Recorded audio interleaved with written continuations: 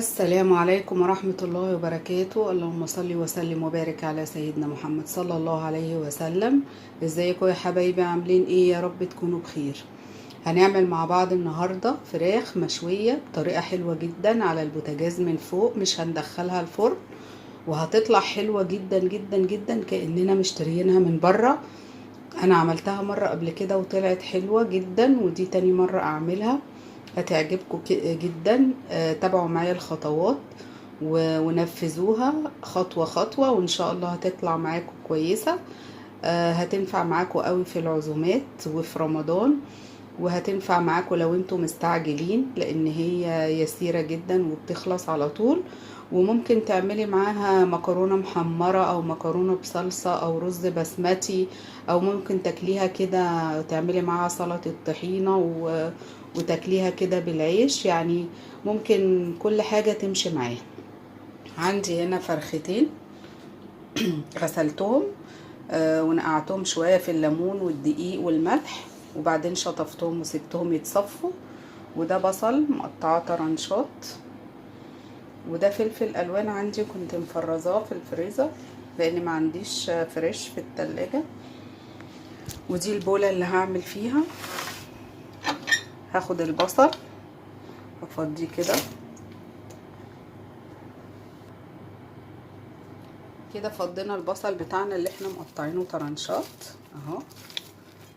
هنزل عليه معلقة ملح صغيرة، معلقة فلفل اسمر، ونص معلقة جنزبيل.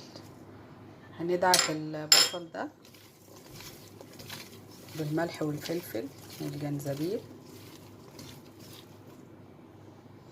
وبعدين هناخد الفراخ ندعكها في البصل ده.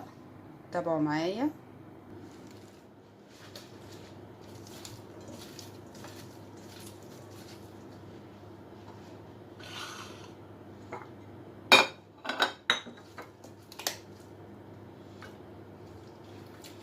حاول نخلي البصل كله يدخل جوه الفراخ كلها.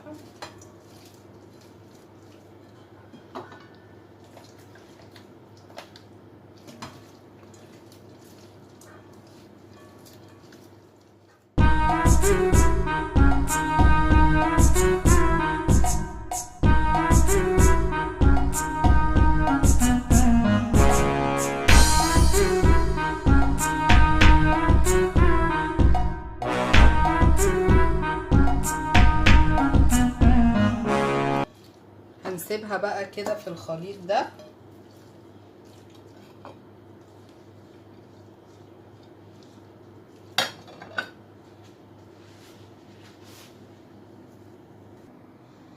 هنسيبها بقى في خليط البصل والملح والفلفل ده حوالي نص ساعة او ساعة. هسيبها انا كده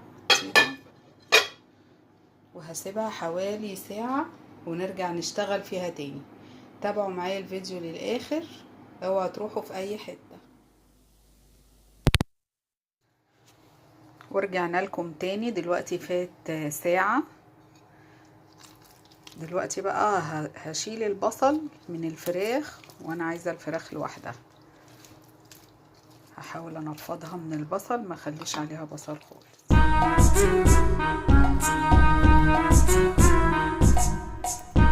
البصل اهو في ميته، هنستعمله طبعا مش هنرميه. ودي الفراخ. تعالوا بقى على البوتاجاز، يلا بينا. عندنا صينية هنا على البوتاجاز، وينفع طبعا تعمليها في حلة. انا هعملها في الصينية دي. حطيت مكعب زبدة، واحط كمان حبة زيت.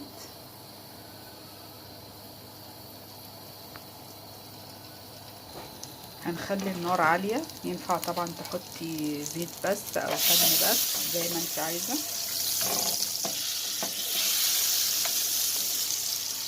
هنخلي النار عالية وهندي الفراخ صدمة.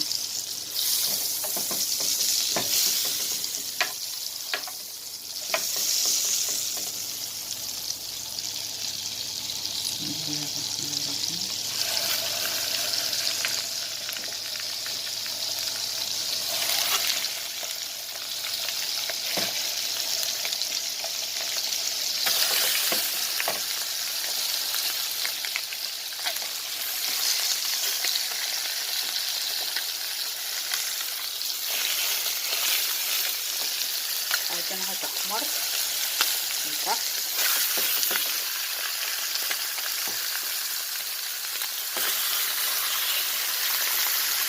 تاخد لون.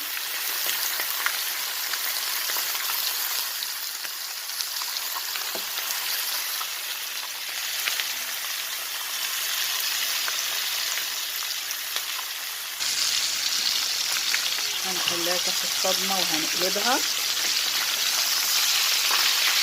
شايفين اللون؟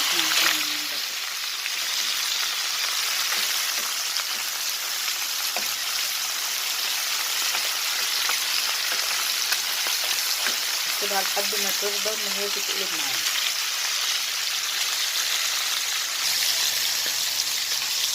كده قلبناها.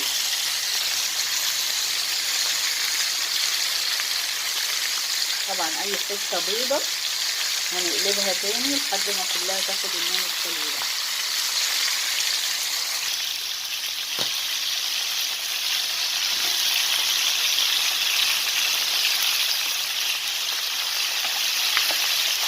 ريحتها حلوه قوي. من كده بنحمرها نديها لون بس. مش هتستوي طبعا، هنديها لون بس.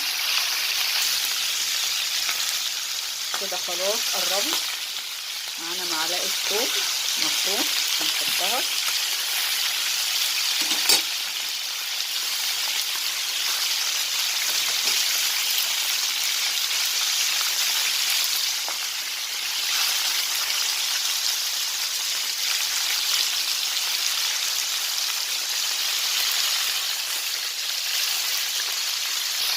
والله الريحه فعلا تجنن، حلوه قوي.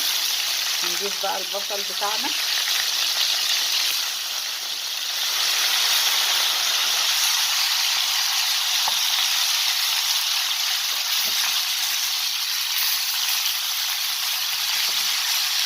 بعد ما ضفنا بقى البصل هنوطي النار عليها عشان تستوي وتنزل ميتها. نوطي بقى النار عليها كده. وطينا عليها النار كده بقى تستوي براحتها وتنزل ميتها.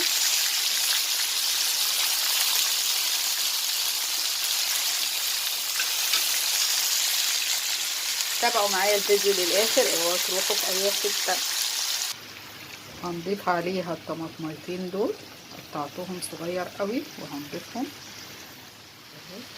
هنغطيها بقى وهنسيبها تستوي مع نفسها وتبك ميتها نص ساعه كده ونبص عليها.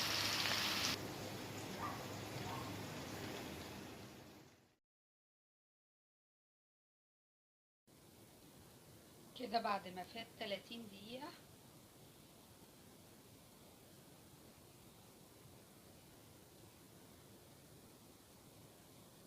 هنقلبها ونسيبها كمان شويه. بس هي خلاص قربت تستوي. شايفين هي تعتبر استوت.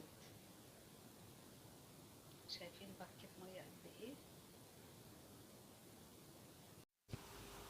وبكده انتهت اكلتنا النهارده. يا رب تعجبكم، جربوها ومش هتندموا عليها. والسلام عليكم ورحمه الله وبركاته.